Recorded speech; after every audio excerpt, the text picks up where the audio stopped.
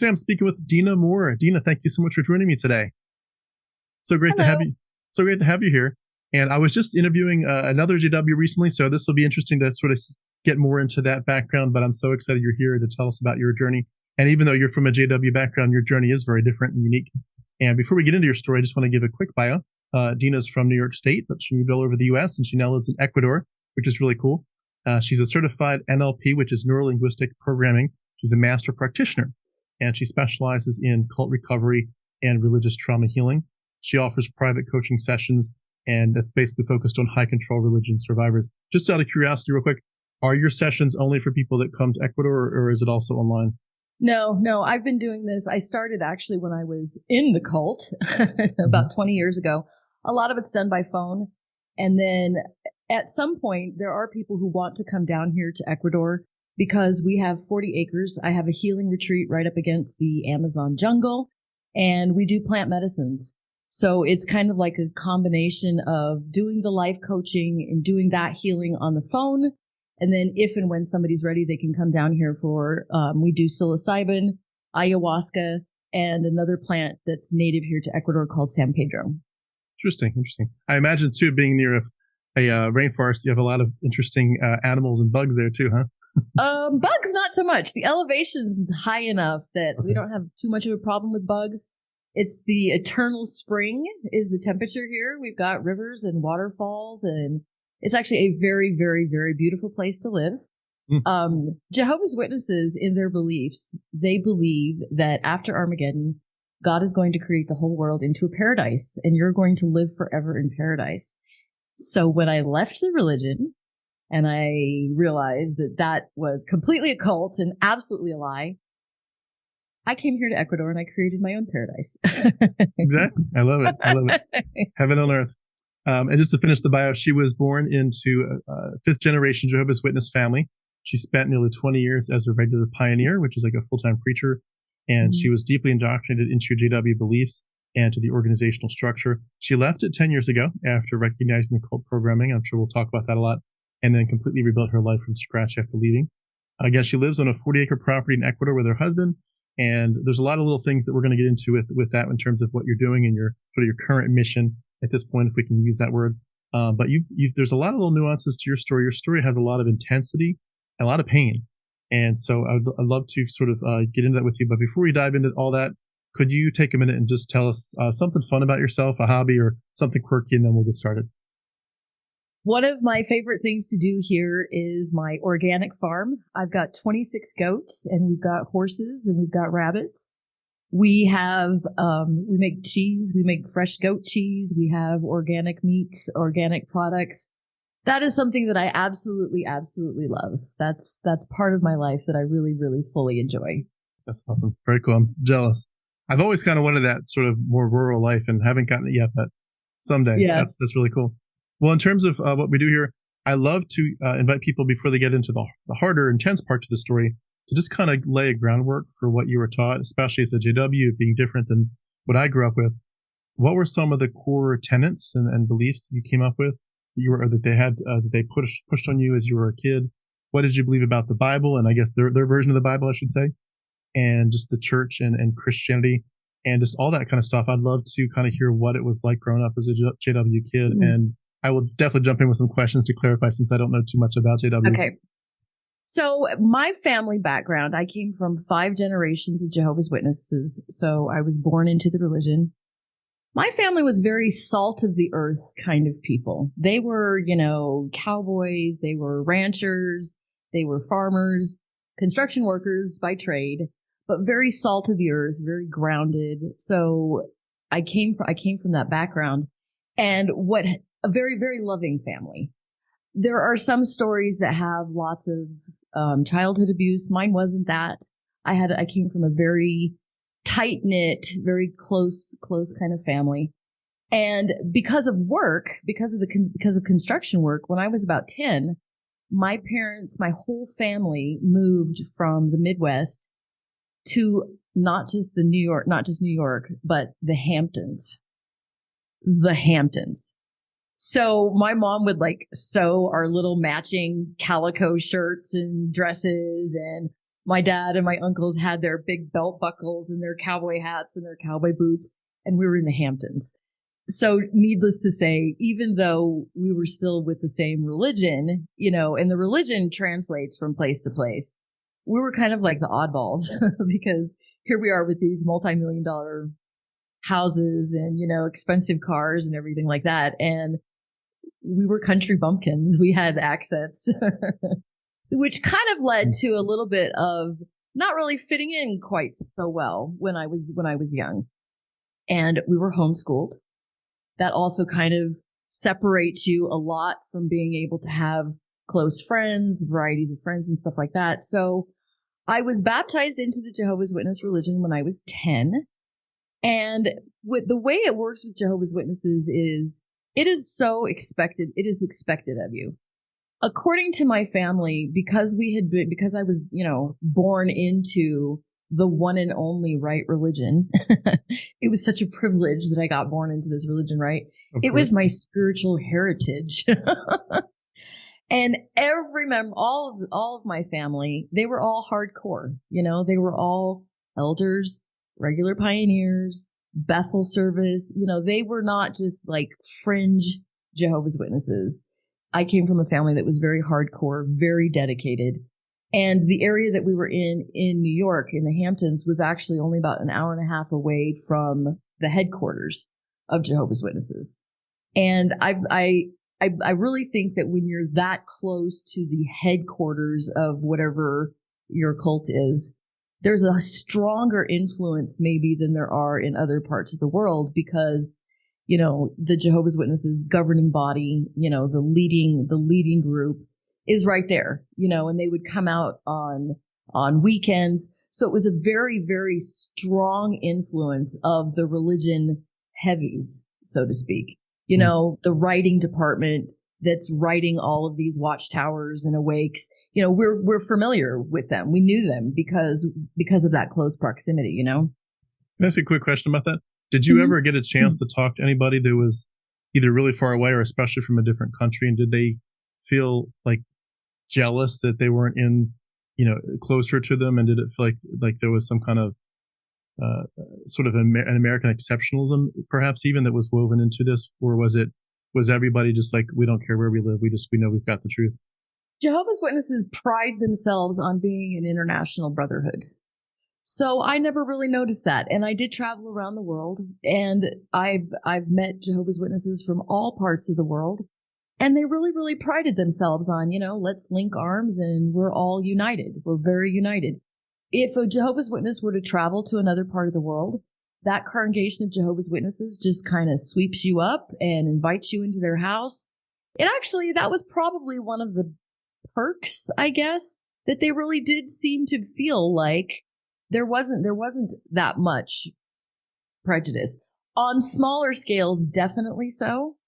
I'll kind of go into some of that a little bit later. But as far as like the big, broad aspect, they considered themselves to have an international brotherhood, that we are all alike. I recently looked up even statistics on Jehovah's Witnesses, and as far as their integration with different nationalities and different religions, they actually have a pretty high percentage of integration with different races and different cultures, actually.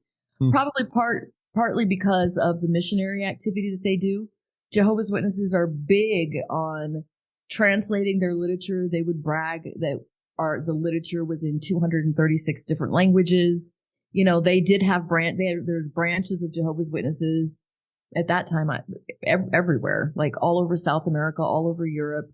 So that international flair, I think, is definitely kind of there, especially when you're growing up right there in New York. That probably added a lot to it too, because I know that I did live in other parts. I lived in Colorado. I lived in Florida, and that international influence was not quite as strong as it was when I lived right in the hub of Jehovah's Witness world. Interesting. So I got baptized at 10, and it was expected of us. It was pretty much expected. It's not really, are you ready? Do you have a strong relationship with Jehovah? Do you have a strong relationship with God? It's like, this is your spiritual heritage. This is your destiny kind of feeling, And if it's not at 10, it could have been earlier. Why not earlier? The sooner the better. The sooner you start on your spiritual career, the better. So I got baptized at 10. At 11 years old, I started full-time regular pioneering. And for Jehovah's Witnesses at that time, that requires 90 hours a month of preaching door to door. Wow. So at 11 years old, I was preaching for 90 hours a month because I was homeschooled. You know, one of the perks of homeschooling is you get to dedicate all your free time to God. Mm-hmm. And Would you do that with your parents? What was that? With your parents as well? No, actually, no. Nope. The way Jehovah's Witnesses organize their preaching activity is every morning at 8:30, there will be anybody who's going out preaching that day will go to the Kingdom Hall. They'll have a quick kind of like little powwow of which areas are we going to go to, and they kind of disperse into car groups. So my parents would drop me off at 8:30, and I would be assigned into a car group, and then somebody would usually drop me off at home at the end of the day. So in this particular area, there were a lot of empty houses. There was a lot of vacation homes because it was the Hamptons. And in certain times of the year, the English group was either very small or non-existent. And there was a Spanish group that was forming. At the age of 11 and a half, I started preaching with the Spanish group of Jehovah's Witnesses. They needed a lot more help than the English group did. You know, Spanish people, by their kind of culture, have a lot more of a interest in the Bible and stuff like that.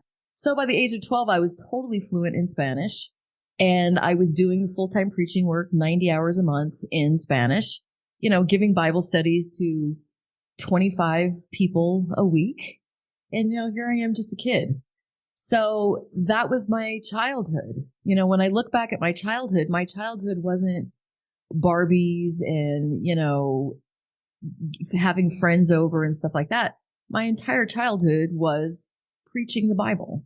I had more scriptures memorized in both languages, English and Spanish. And, you know, sometimes as I look back, I'm like, you know, that sucks. That you didn't actually get a childhood. Your entire childhood was free labor for the religion, proselytizing, converting people. But, you know, when that's the only life you know, it seemed like the right thing to do. There's no contrast. You know, I wasn't in public school, so it's not like I could be jealous of my friends or jealous of these other kids or anything like that. It was literally the only life. It was literally the only life that I knew. And then, so I think probably at this part of the story, we kind of get to the point where we talk about Jehovah's Witnesses and dating, which is absolutely ridiculous. When Jehovah's Witnesses date, they're not allowed to be alone with the person that they're dating. It's always chaperoned. There's no, you know, I suppose some relationships there would be some sort of kissing or hand holding or something like that. But I was, you know, I'm at the age to marry, which is 17, right at about 18. Because they're very strict with, you know, there's no, you date to get married, and you don't have sex outside of marriage. That is 100% forbidden. So, you know, as those hormones are flaring and you don't want to get punished because of sinning, your solution is get married. So pretty much most of Jehovah's Witnesses get married pretty young, I think. And they get married with somebody that they really don't know all of that well, probably, because you're not spending tons of time alone with them.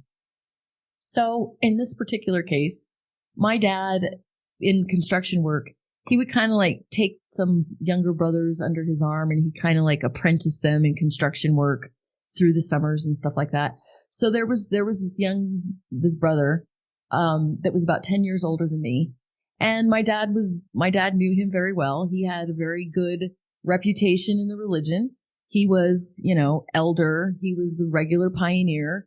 He had traveled to Colombia and Dominican Republic and several other countries to do construction work on the branches for Jehovah's Witnesses.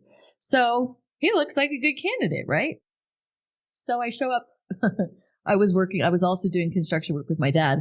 So I was about 17 and I show up to do some painting and this guy's there and it's just the two of us alone. And he's like 10 years older than me.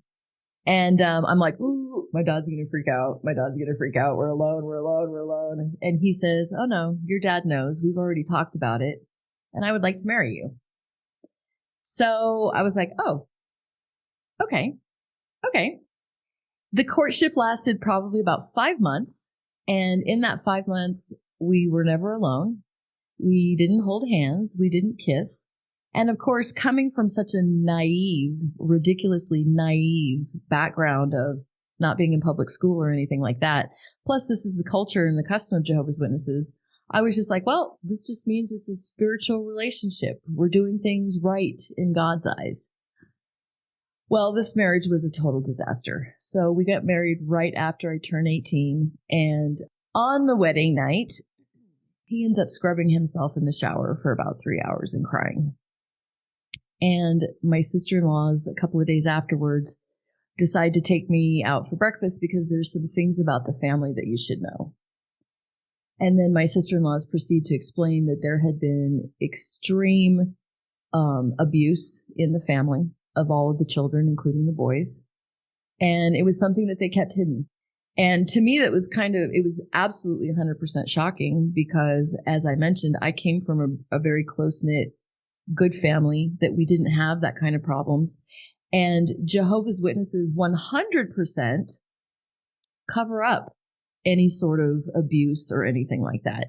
They'll be super quick to, bash Catholics, Catholic priests and all that stuff. But the general opinion, what we were told from the talks, the platforms and everything like that is we don't have that in Jehovah's Witnesses. There is no abuse in Jehovah's Witnesses.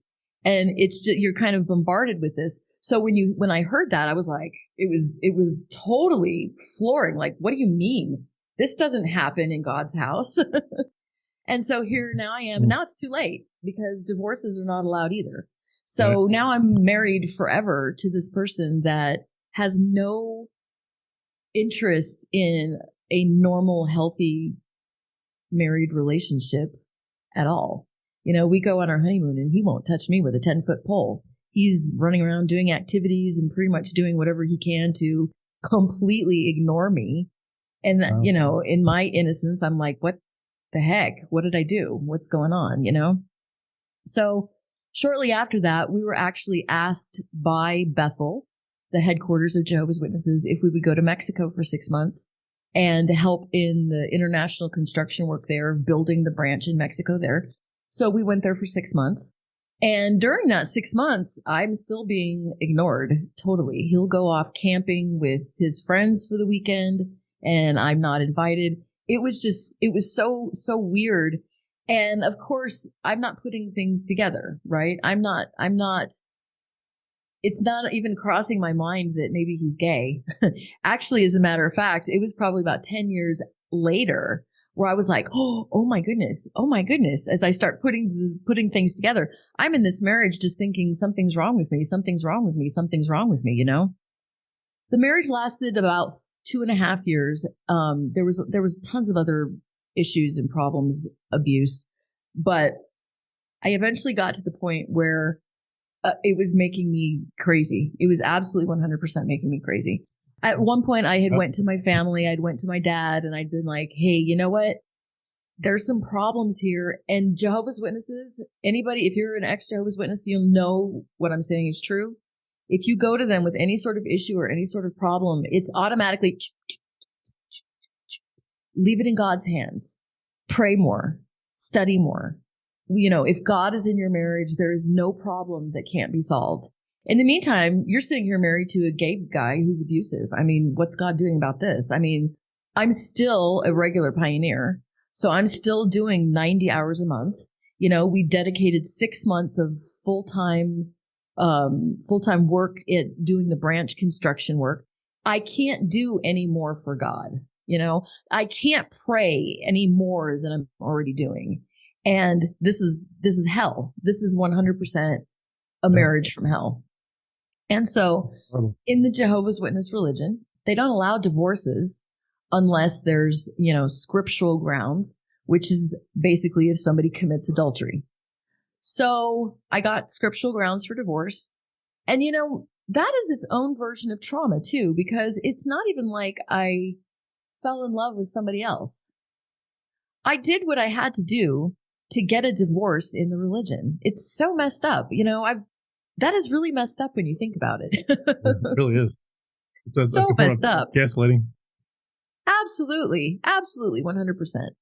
So I get excommunicated. I get disfellowshipped. At this point, I'm about 21. So I was dedicated my whole entire life to this religion, done everything that I can. I'm in this terrible marriage. And so I end up getting out and I end up disfellowshipped, excommunicated. And because of the divorce? Because of the divorce. And I end up getting pregnant. So I was not woke up from the religion. This is completely, my personal life was in a shambles, right? And so at this point, I'm not thinking that it's the false religion, that it's wrong, anything like that. It was pretty much the circumstances. So as I find myself, now I'm pregnant, what am I going to do? Raise my baby in the Catholic Church? I mean, that's no, of course. I want her to have paradise. I want her to have grandparents and aunts and uncles and cousins, because the shunning policy of Jehovah's Witnesses is serious. I mean, they cut you off 100%.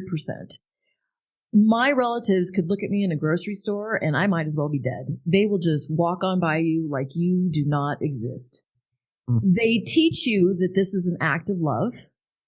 They teach you that the shunning is because if it will bring you back, it will bring that person back to Jehovah.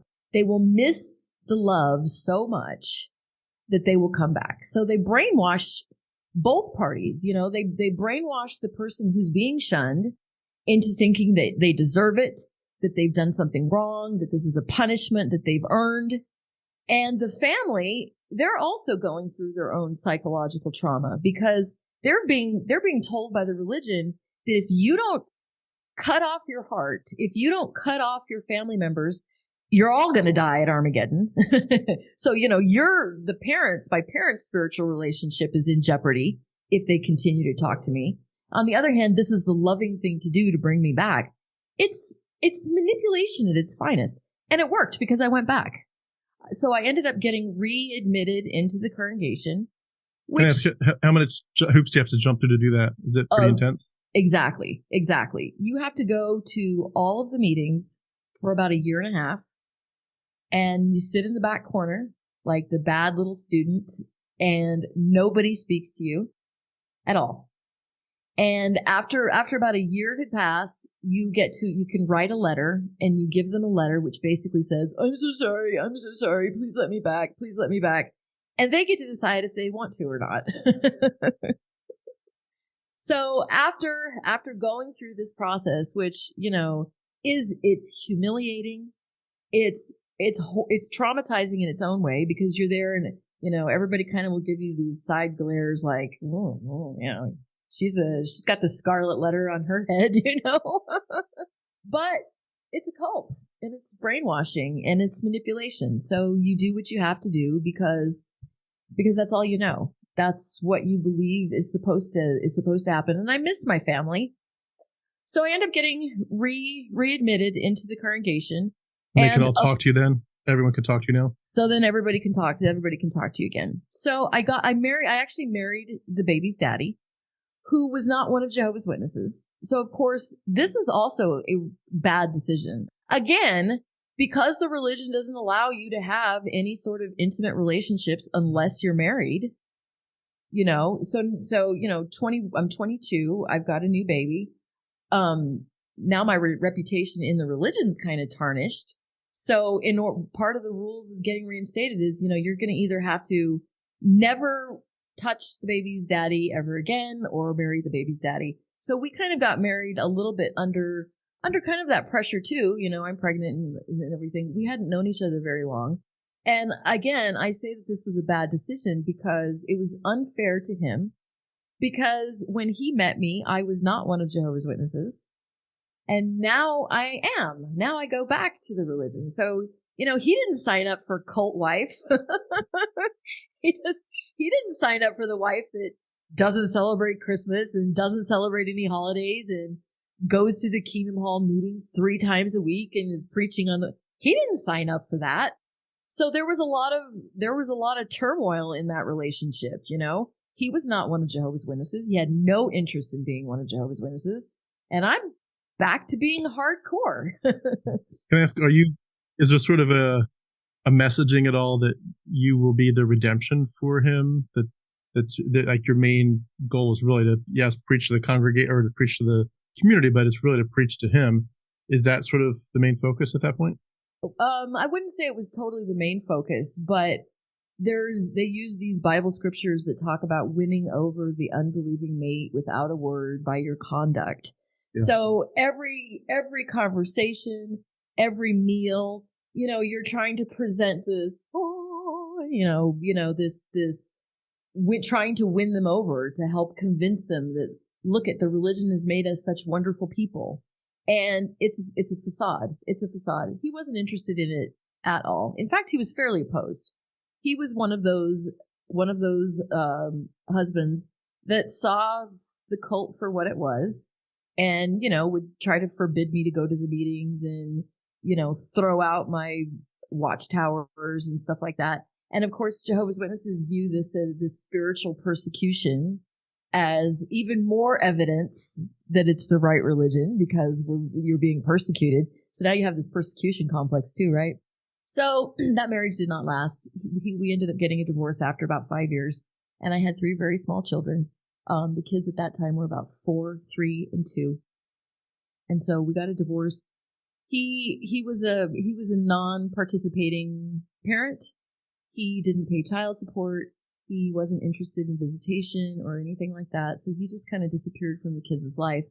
And I remarried an elder in the congregation, okay, so let me explain this to the non-cult listeners here. When you are a single mom in a cult with 3 small children, that's kind of shameful. That's kind of ew, And for the most part, they're all about getting married and marrying the right person and marrying somebody that's strong in the religion and stuff like that. And so when somebody came along that was 20 years older than me and was an elder in the religion, it was like, oh, yay, yes, God has provided. Finally, yeah. I get a spiritual head for my children, So I get remarried, and so this is the kids' stepdad. This is husband number 3.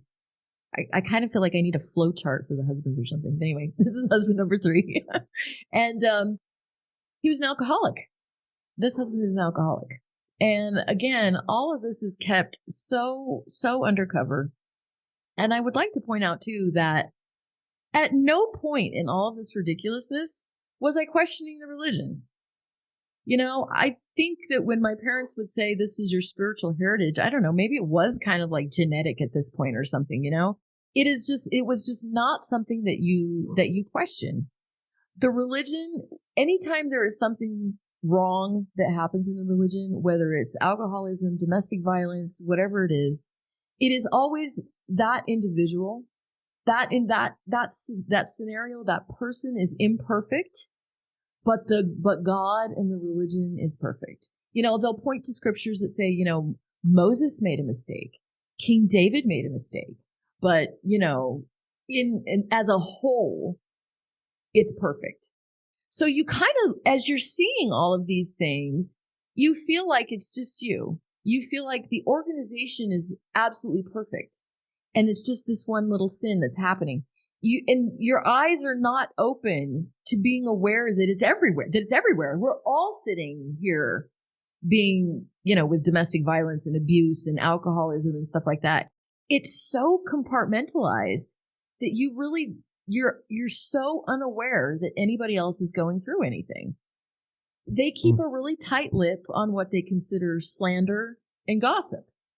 So it's not like you can even talk to anybody within the religion about what you're going through.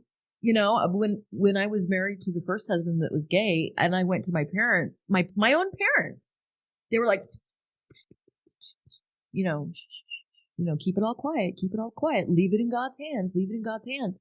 So there's this air of secrecy, and you're doing what you have to do to survive.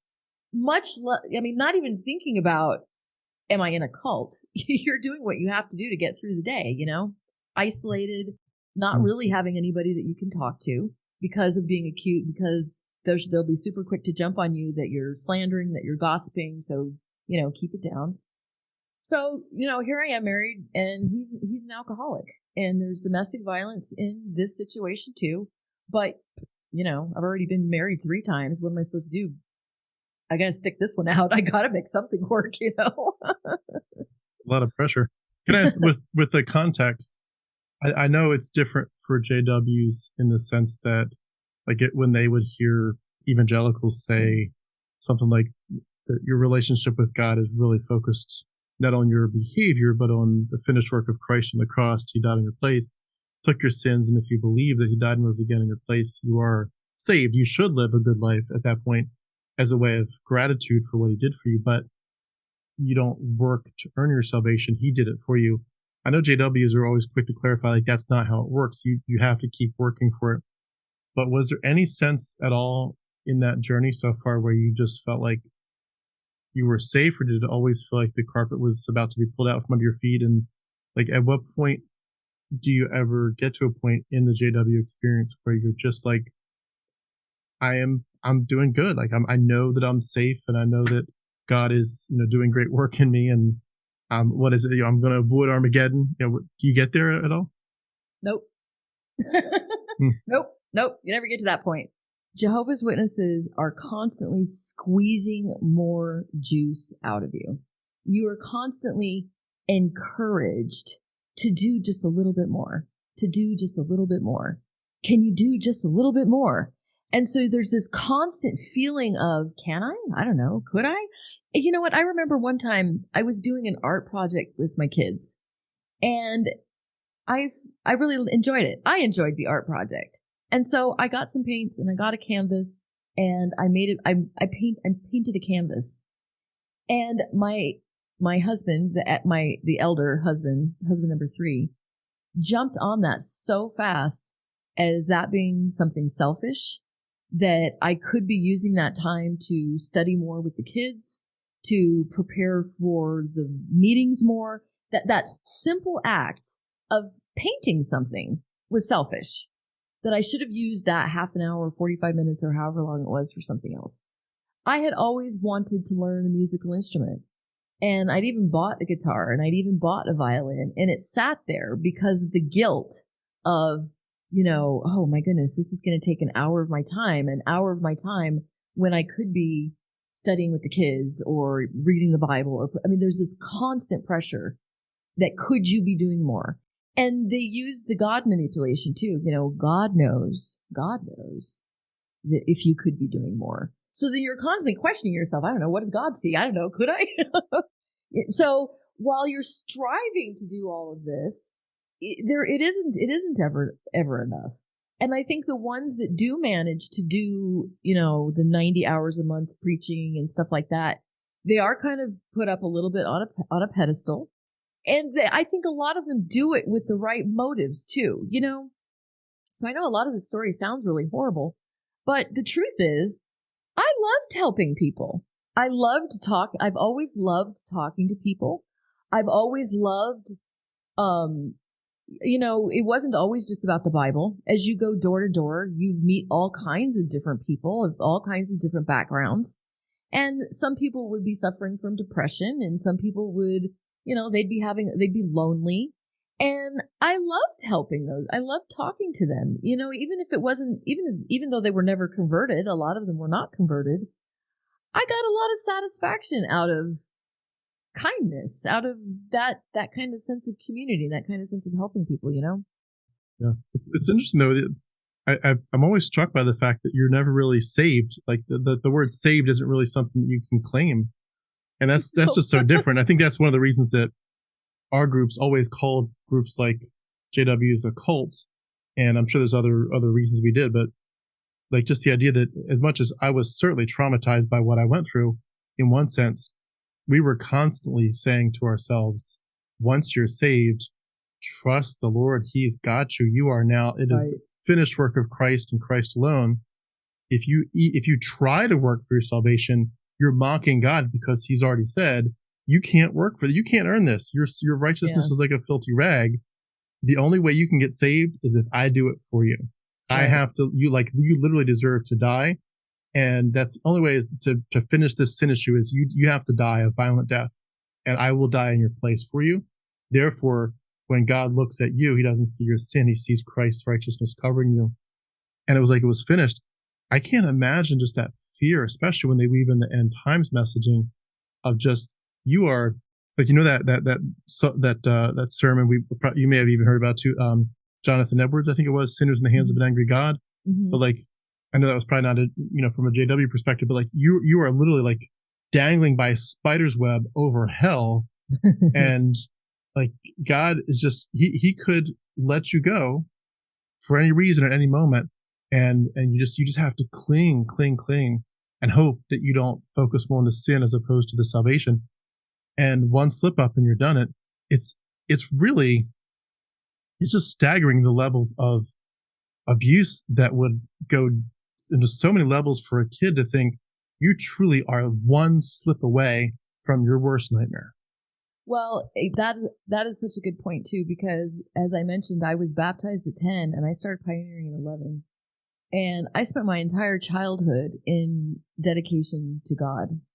So then I find myself in the first abusive marriage. And because I have to leave that situation to save for my own sanity, it like completely nullifies all the work that you'd done before that, I mean, it's like, what, there's no balancing there. Like, oh, well, she did all these years of faithful service, so let's cut her some slack or something like that. One slip up, and it doesn't matter how much you've done. There's that one slip up, So, and when, as I was going through the second marriage, and, obviously there was the trauma there and stuff like that, they will throw that up at you too. They're like, well, you reap what you sow, you reap what you sow. That's what you get. If you hadn't left the first husband, none of this would have happened. So, the whole ransom sacrifice, where's the ransom sacrifice taking care of these sins? How come I'm paying for this with my sanity for decades after a fact?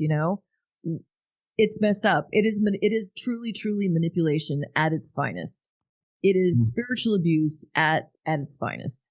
Now, do you have the ability or at least the opportunity in that context to sort of develop any kind of relationship with God, even if it's just begging him for help? Like, did you feel like you were going to God and saying, God, life's not going very smoothly right now.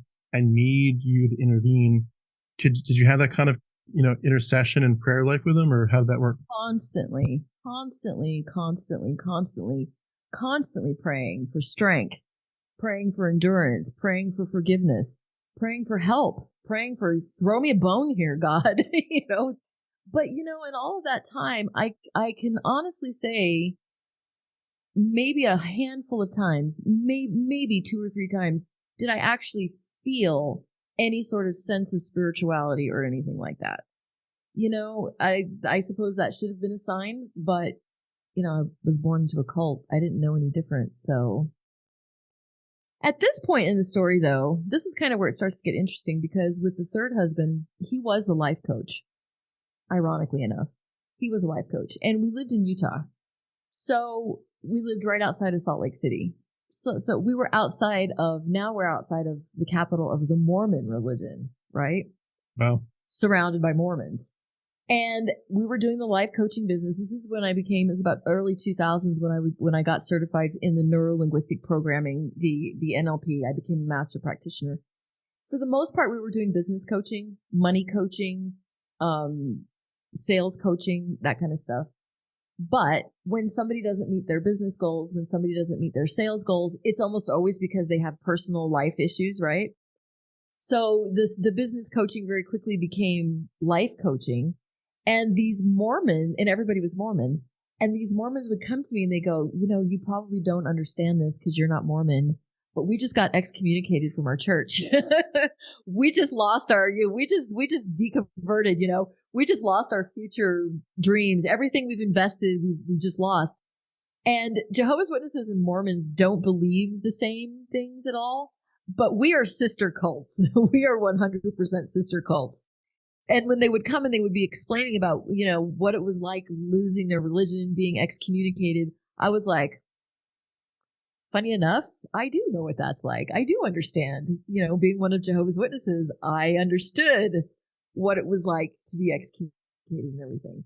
So at that point, I had actually developed a program to help the Mormons rebuild their life in the world. Jehovah's Witnesses use that term, the world. The Mormons use that term too, the world. And it wasn't about the religious deprogramming because they'd already left their religion. And, maybe that was kind of a conflict of interest. I'm a Jehovah's Witness, so I didn't go into any of the religious topics at all. We were strictly reprogramming lifestyle after leaving their religion. And I wasn't using the word cult at this time either. It was, you've left your religion, now you have to integrate into a new life. So there were very specific things when you leave a high control religion, which is hilarious because I didn't connect the dots that I was in a high control religion. I'm helping these Mormons deconstruct without realizing that, hello, I'm still in a cult. But anyway, there's very specific things that need to be restructured when you leave a high control religion. Your identity is probably one of the first things that needs to be rebuilt. When you come from these high control religions, the Mormons, they are elders, they are missionaries. If you're Jehovah's Witness, you're a publisher, you're a regular, you have these titles that are all wrapped up in your identity. And when you leave the religion, poof, it actually kind of leaves you feeling like, who am I now? Where do I fit in now? So the identity is one huge thing that needs to be restructured. Your hopes and goals for the future is something else that has to be restructured. The human brain works really well off of having something to look forward to, even if it's false. So in these high control religions that give you paradise, heaven, they give you all of these grandiose things that you can look forward to in the future. It's actually kind of psychologically healthy. The brain likes to have something to look forward to. And when you lose your religion, there goes your future. And a lot of times people will fall into some sort of depression. And one of the reasons for that can be because they don't know what they're looking forward to anymore. They don't have anything in their future anymore. Developing your identity, developing your who you are, what do you like to do, your goals, your dreams, your talents, all of those are critical as you're reestablishing yourself outside of the religion. There's altering your beliefs, not religious beliefs. There's religious beliefs, and then there's lifestyle beliefs that the religion highly will influence. Your beliefs on sex, your beliefs on friendship, your beliefs on money, your beliefs on education. They don't come straight from the Bible, but they were absolutely influenced by the religion. And those beliefs have to be restructured. So how do you create friends with people that you've been trained your whole life are worldly and are going to screw you over? And, they're all serving Satan out there. Well, now I'm out here, how do I fit in with these people, these Satan lovers? Those beliefs all have to be washed. They've all got to be clean. All that's got to be set up. A lot of times what you just said, did you personally as a JW at that time find either the Mormons who were faithful or the Mormons who escaped as dangerous to your worldview? No, I didn't. I was pretty solid in my faith. And as a Jehovah's Witness preaching, we talked to so many people. I mean, I must have knocked on thousands of doors. And you have to have a certain level of strength and confidence as you're talking to so many people. One of the side effects of preaching, you'd think that the point of preaching is to convert. But actually, what it's doing to you psychologically is reinforcing your beliefs over and over again. So there's more of a benefit, I don't know, quote unquote benefit for the religion to tell people to go out and preach. And it's not really for the recruiting purpose. It's really because you're out there parroting your own beliefs, which reinforces it in the mind, which actually keeps you in control of the cult even more. And then you have like the persecution complex. So you'll go out and you'll preach and somebody will slam the door in your face or they'll say no. And it just convinces you all the more that this is the right thing to do, that persecution complex, you know? So with the rehabilitation process, a lot of times people will have tons of resentment, anger, frustration over a wasted life, you know, wasted 38 years of a wasted life. And it's justified. I totally understand why we have that anger over having wasted so much time in the religion. At the same time, it's not psychologically healthy. Being able to release and reframe all of those feelings so that you can at least look at it from a neutral standpoint, or maybe even take something beneficial away from it, psychologically is way more healthy than the anger and the resentment and, you know, hatred sometimes for what we've gone through. So it was during this marriage where I had developed this whole program from the Mormons, never even thinking I was going to need it for myself. Never even thinking that at some point this is going to be something that I need for me. That is so crazy. Isn't it?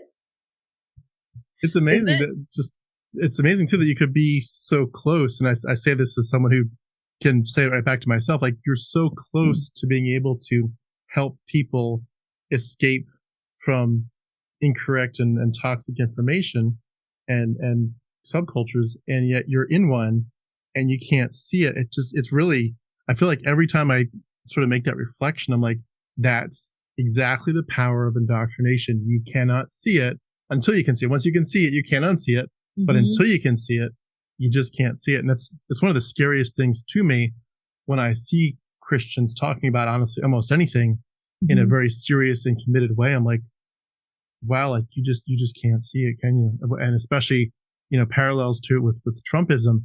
It's like, you all cannot see it.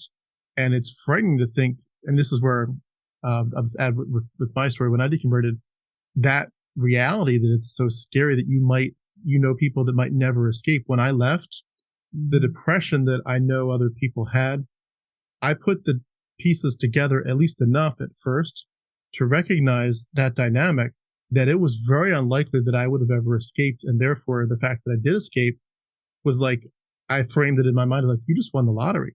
Because you could have, especially I think with you too, if your first marriage had been perfect, he was a great husband, he was a great father, he was a great lover, great provider, he was just a great JW, and your kid, all the pieces fall together, you wouldn't have had to ask all the hard questions over time. You just keep marching along. Yeah, and it's like, but you're like, I'm sad that my life fell apart the way it did, but I'm grateful that it did enough to shake me up to say, wait a second.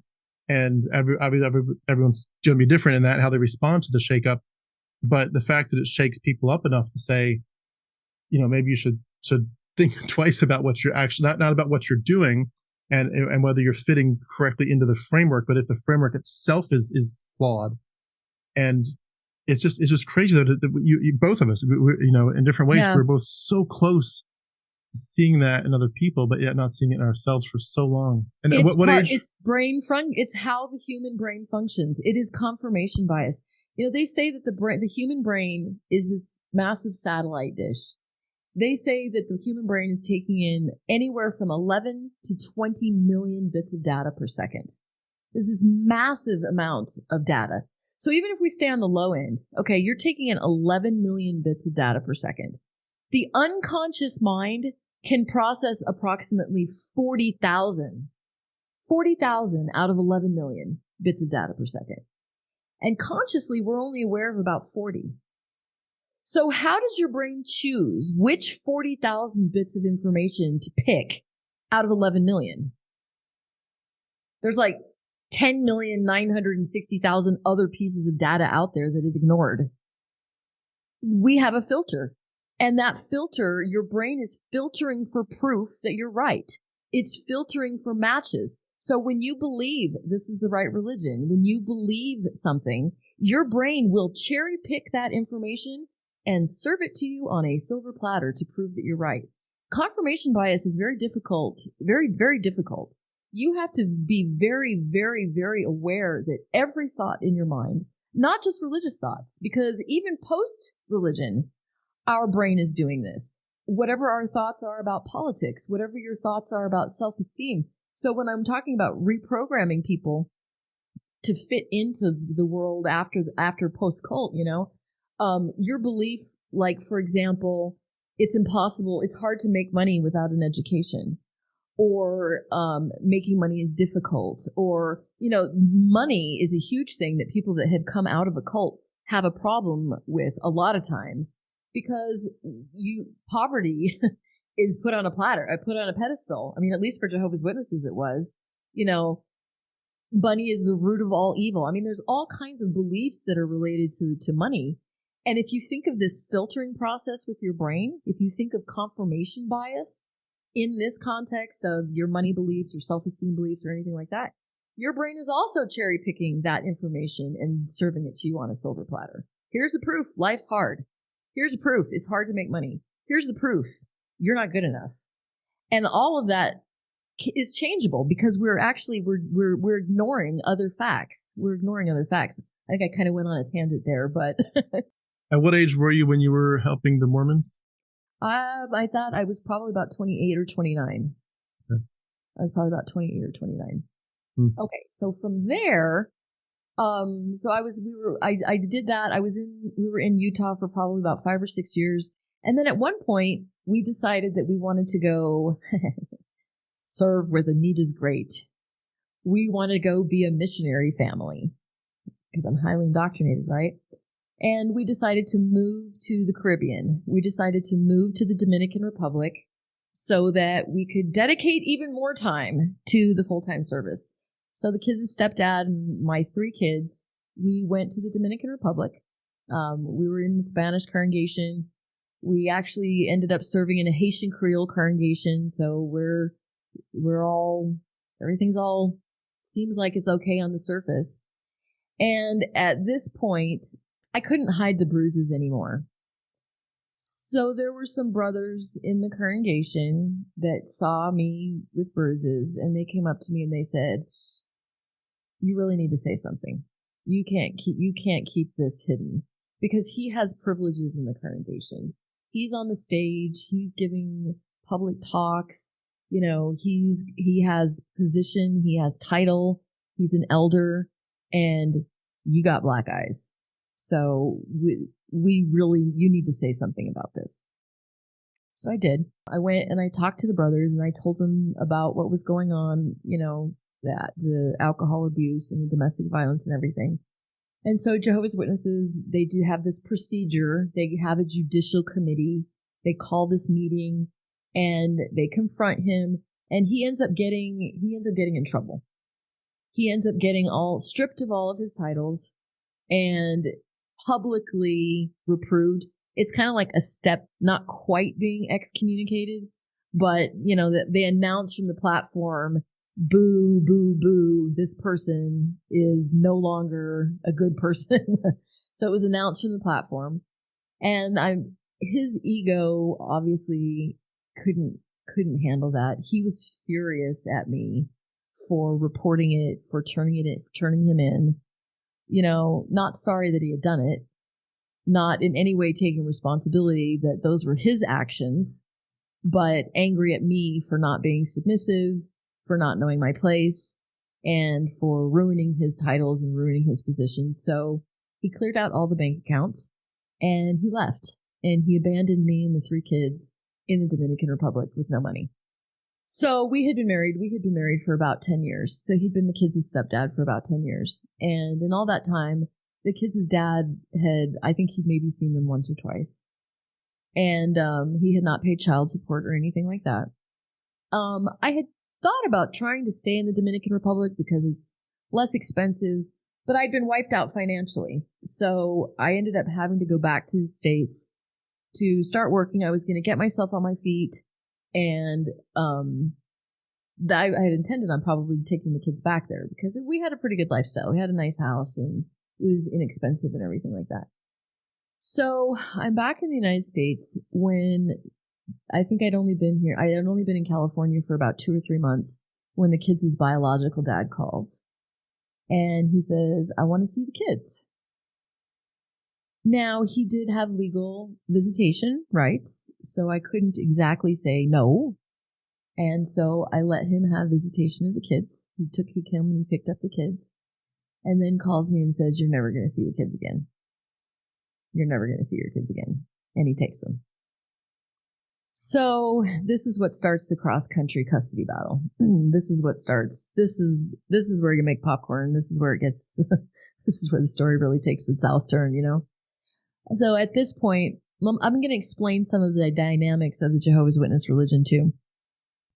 When a person travels from congregation to congregation, there's a letter that goes from this congregation to this congregation that kind of introduces who this person is. So you never really get a clean start anywhere because this letter kind of follows you and it says, okay, this person did this and this is what, so that, you know, it kind of like keeps everything on the up and up so you can't totally lie about something. So when the third husband from the Dominican Republic went back to Colorado. That was kind of where our home base kind of was at the time. That letter from the Dominican Republic to Colorado should have said, this guy's an asshole who beat his wife and just got all of his privileges removed. That's what it should have said.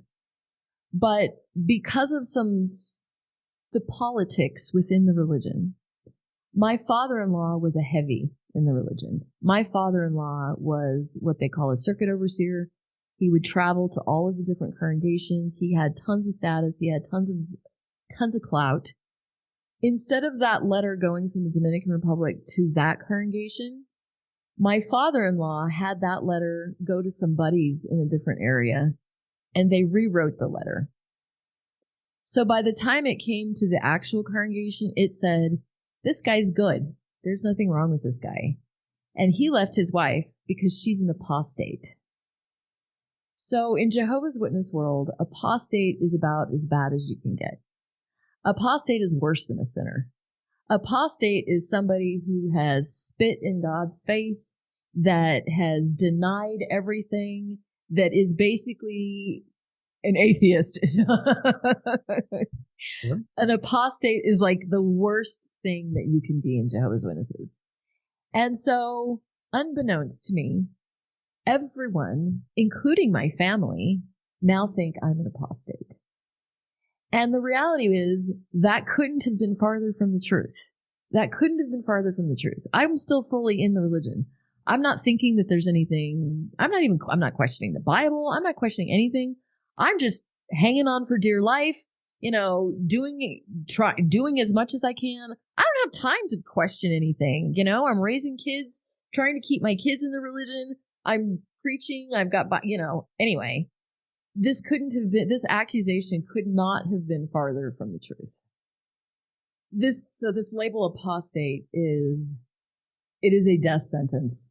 There is no, and the funny thing is too, they don't need proof for it either. I think maybe a good example is like if you call somebody a racist. As soon as you call somebody a racist, what proof do you need? It's kind of like, well, they're a racist. That's kind of like, it's similar when you call somebody an apostate in the religion. All of a sudden it's worse than even being excommunicated. It's worse than being disfellowshipped. You're just automatically Satan walking among them. You cannot defend yourself against this kind of accusation. So I was in California and this was going on in Colorado where my family was and everything, and all, my friends, that was kind of like our home congregation and everything. So now I have this cross-country custody battle that I've got to do. The kids' dad had taken them to Florida. I'm in California. The custody orders, they're out of Colorado. So, I'm like all over the United States here at this point, right?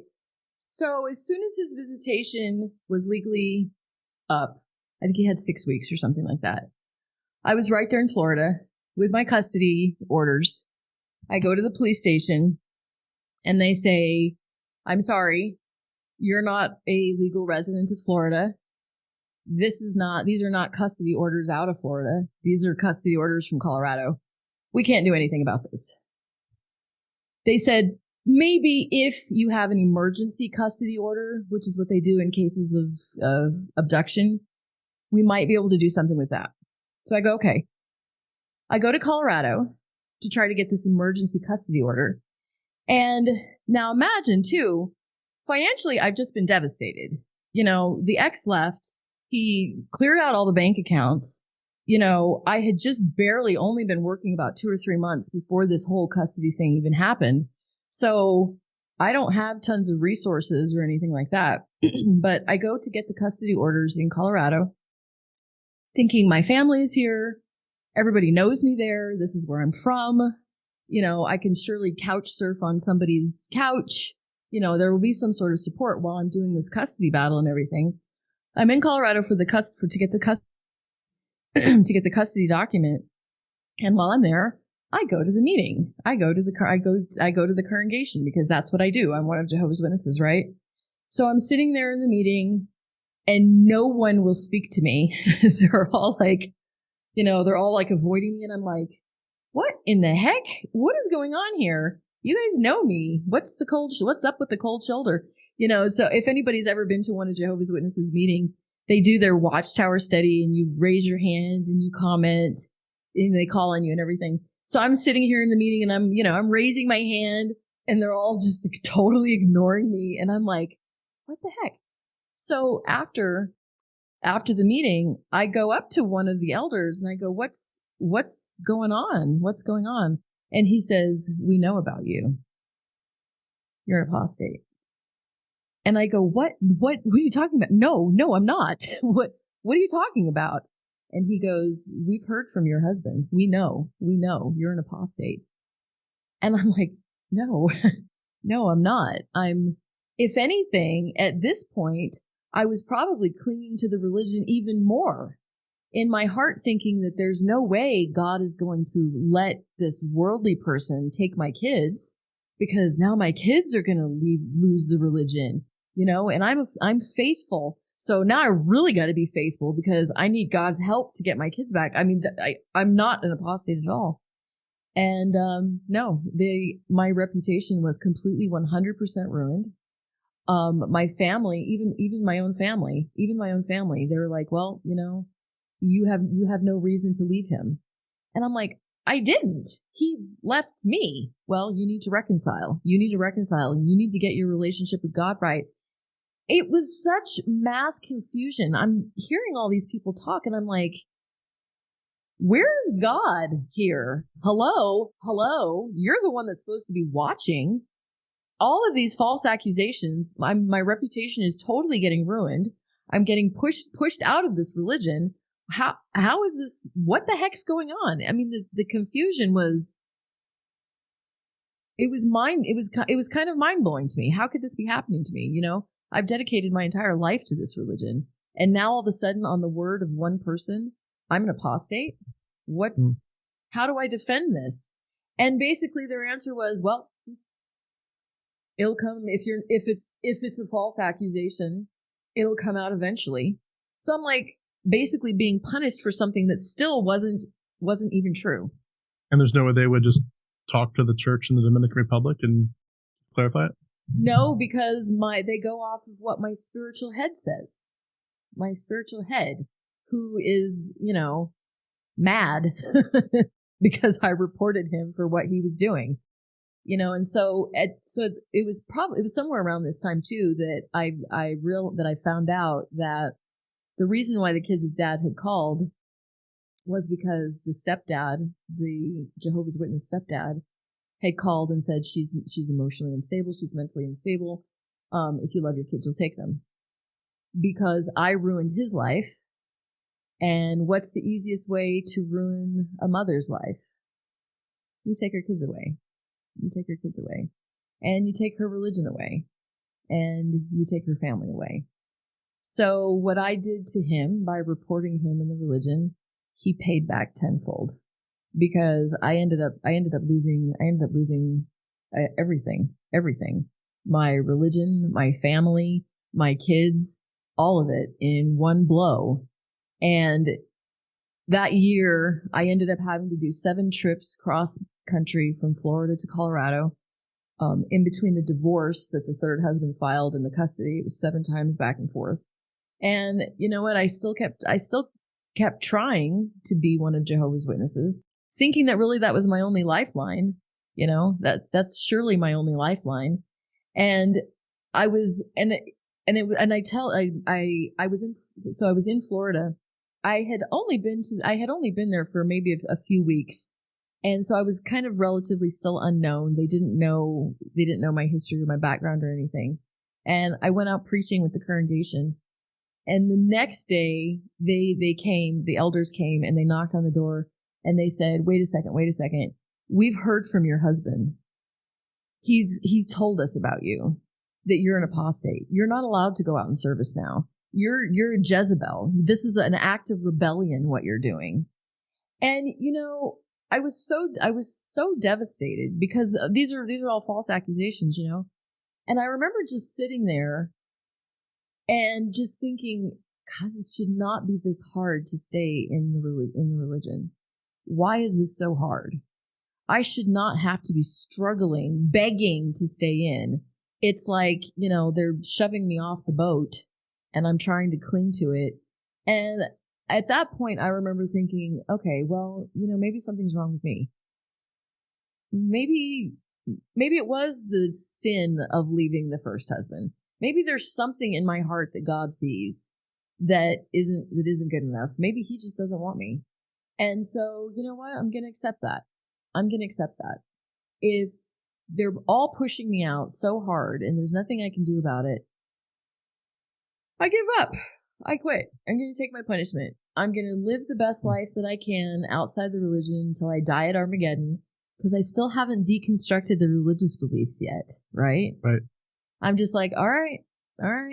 I'm just going to drown out here. I'll take my discipline. I'll just go away.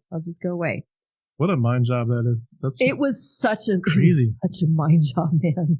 And it's weird knowing where your story goes eventually. It's ironic that it became sort of a self-fulfilling prophecy that they accused you of being an apostate, which you weren't, which led to you being an apostate. Exactly. Exactly. Now I'm a proud one. That's so crazy. It wasn't true then. Right. So nuts. So at that point, I ended up losing custody of my kids. Ironically, the religion was part of it. You know, he accused me of raising kids in a cult. Okay, well, actually, guilty. I was guilty of that, you know. So he ended up with custody of the kids. So at this point, you know, I've lost my family, I've lost my religion, I've lost my kids, I've lost everything. I had a backpack. I had really nothing. I had nothing. I had to start all over. I was 38 years old, you know, no formal education, nothing saved for retirement because Jehovah's Witnesses live as though Armageddon is tomorrow. So there is no planning for the future or anything like that. And so I sat down and I started doing what I had done with the Mormons. I started doing the lifestyle reprogramming. One of the first things that I did was how to fit in with the world, how to make friends. Coming out of the cult, it's this us versus them type of mentality, you know, good guys versus bad guys. Except now I live with the bad guys. So I need to change my beliefs about worldly people so that I can have a good life, you know? And so that was probably one of the biggest ones. I chose to restructure that belief to people are wonderful. People are good. People have big hearts. People want to help. And, you know, previously I had mentioned about how the brain works with its confirmation bias. So, you know, you've got this 11 million bits of data, your brain is sorting for 40,000 that supports your beliefs. So as I change those beliefs to people are good, people are kind, people are loving, well, then your brain starts cherry picking information to prove that to you and to show that to you. And that's one of the first things that I started noticing that was happening in my life. So I'll tell a couple of more positive stories here. So at this point, I didn't have a house. I didn't have any place to live. It was damn near impossible to keep a job because I'm going back and forth for custody in court, every couple of weeks. So I'm sitting in the car in this grocery store and I'm crying. And this older lady comes up and she knocks on the window of the car and she says, "Are you okay, honey?"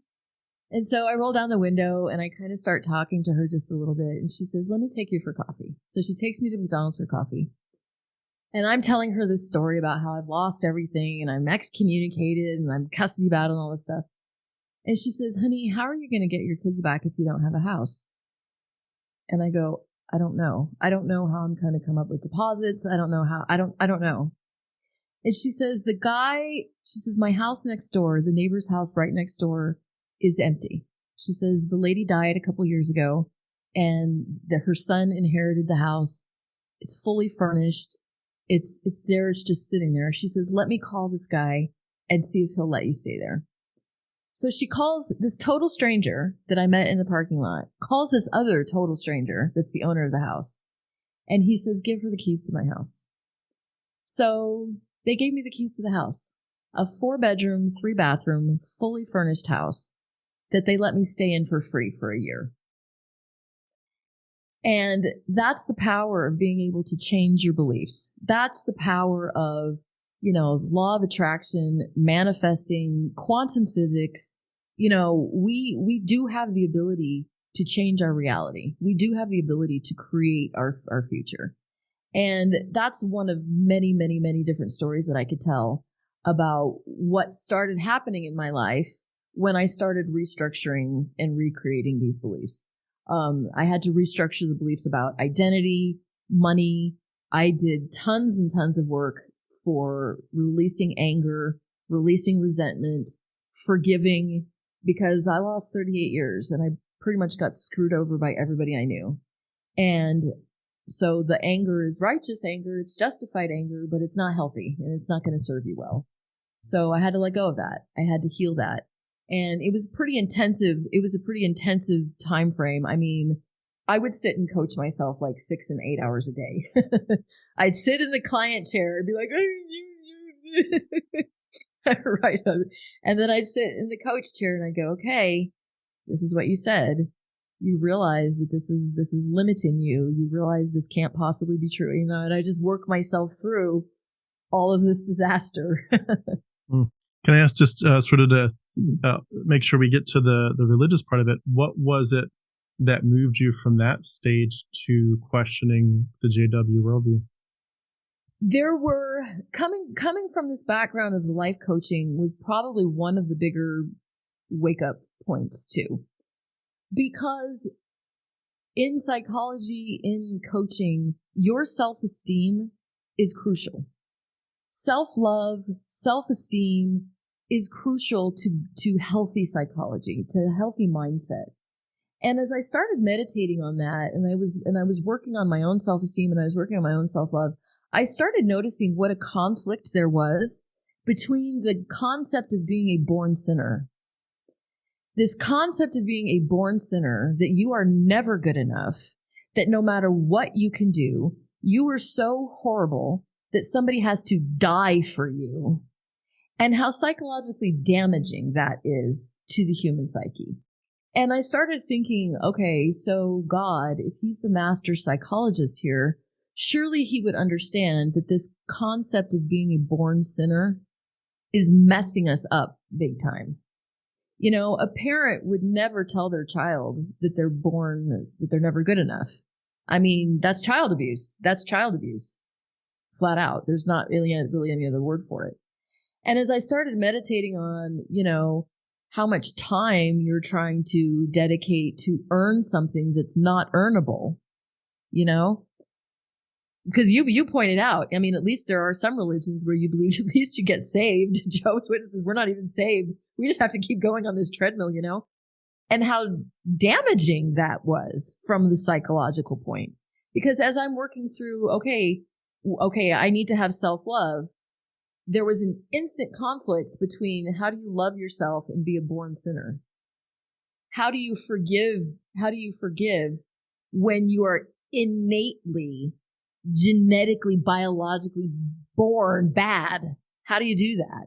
And so as I started thinking all that, I'm kind of scratching my head and going, wait a second, how does that really make sense?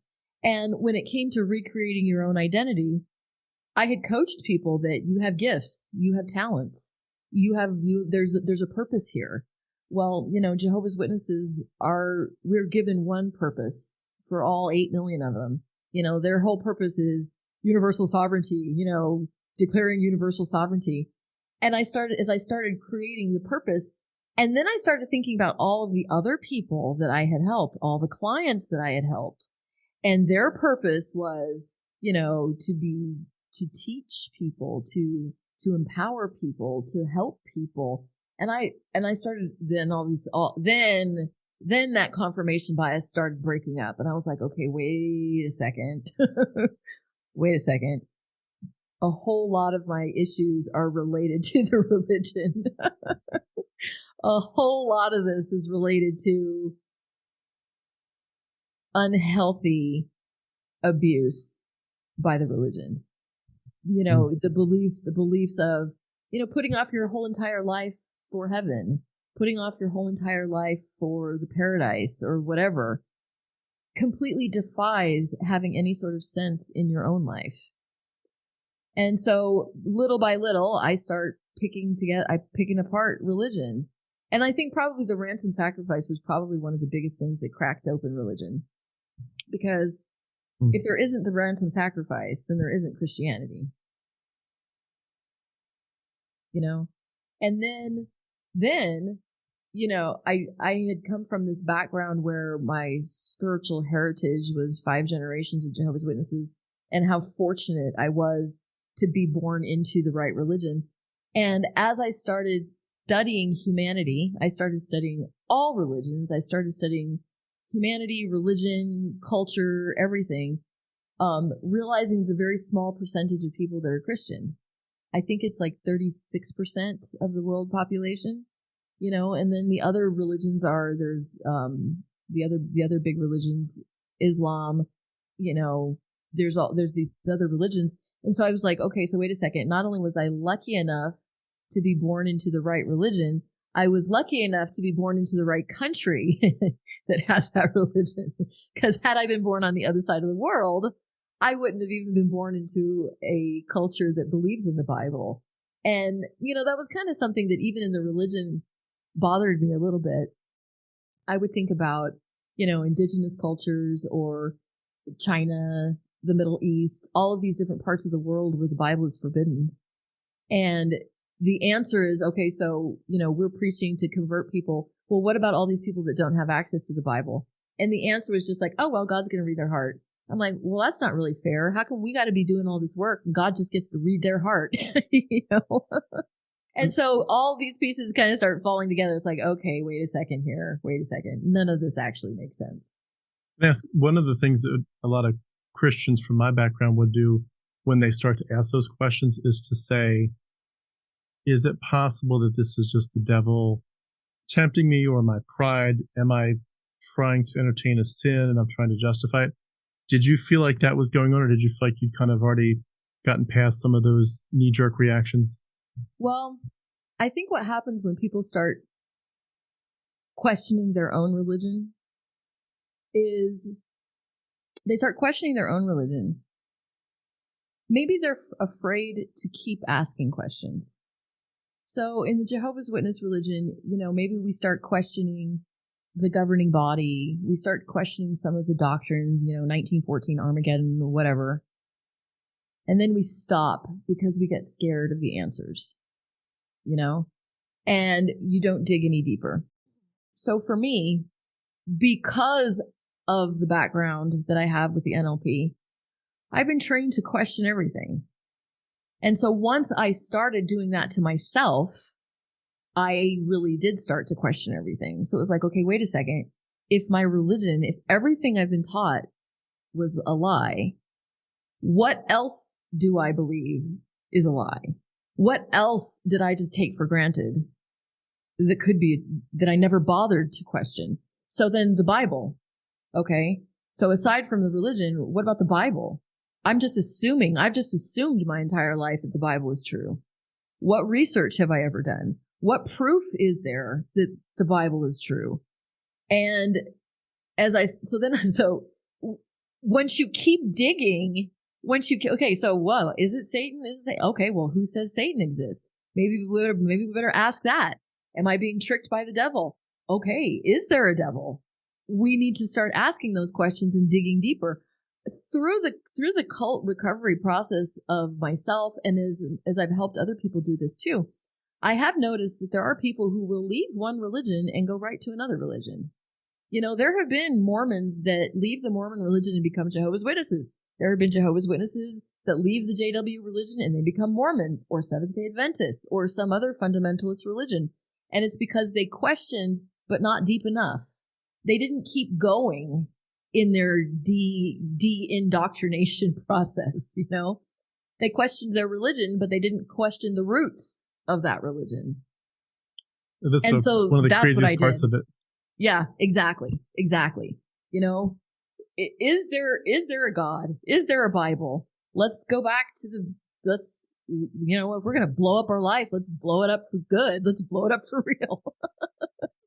It's amazing to me that looking back at my life, that's exactly what we would have been so excited for, is people would leave JWs and become Christians, right, our version of Christianity. And we would rejoice and be like, look, God helped you escape and see the light. And boy, oh boy, you look back in horror to think that's who I was. And I defended that castle with every fiber of my being. Did you, were you, I mean, it sounds like you had already been falsely accused of being an apostate. Do you feel like that sort of freedom, where you'd already gone through sort of the worst dark night of the soul, that gave you the freedom? Because I mean, it's almost like, it's like, what do you got to lose now? Yeah. What do you got to lose now? Like, if your church has already turned their back on you, there's far less at stake anymore. Do you feel like that gave you the right context? And if it hadn't been that context, do you think you would have still deconstructed? That's an excellent question. You know what? Honestly, I'm not sure that I would have, because in the religion, maybe I might have been willing to risk my own everlasting life, but I don't know that I would have risked my kids' everlasting life. You're heavily indoctrinated that the behaviors and the actions of the parent are going to determine the future of the children. My kids were young, too young to make the decision for themselves. So in that religion, it was me that was going to save their life by my actions. I could cover for their sins, so to speak, because they were young. I don't know that I would have risked that, And you're 100% right. Once you've lost everything, hell, why not keep questioning? What are they going to do? Not talk to me? Nobody's talking to me already. What am I going to lose everything? I already lost everything. What else do I have to lose? There's nothing else to lose. So let's roll up our sleeves and let's figure out life. Let's ask these dark, hard questions and see what happens, because the punishment for asking the questions has already happened.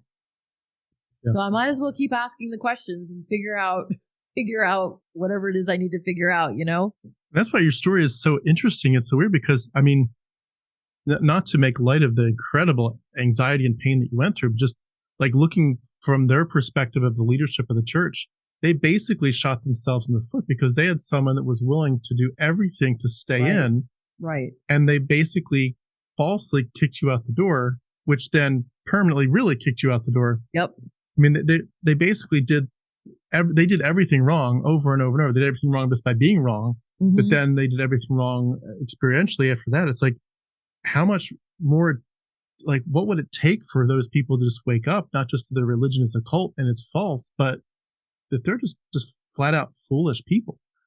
And 100%. It's crazy to me that they did that to you. Can I ask, with going back for a second to your custody battle, I know that's a separate part of the story than the deconversion, but if I can just, before I forget about it, I do want to make sure I ask you a question about it.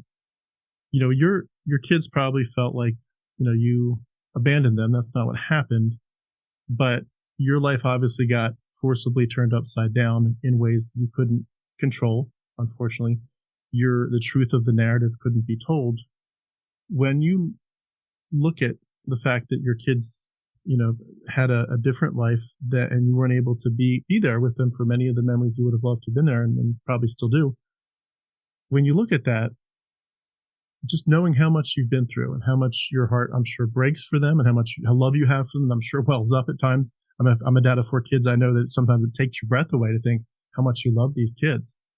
If you were to just wish something for their lives at this point, what message would you wish for them or send to them?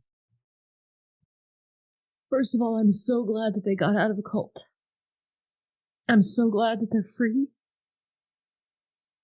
Maybe that's the best part of the story, is that they didn't have to live their whole life. They didn't have to spend 38 years into a cult. They were little, they were 13, 14, 13, 12. So they got out with plenty of time that they could make their own life.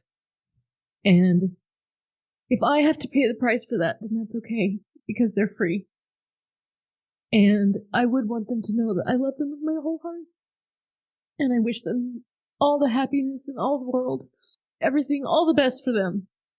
And, sorry I raised you in a cult. That is powerful. And I just want to echo that. And it does bring tears. It's so painful. I was raising my kids in the evangelical Christian cult, different cult, but I did escape early enough that it made a difference. And you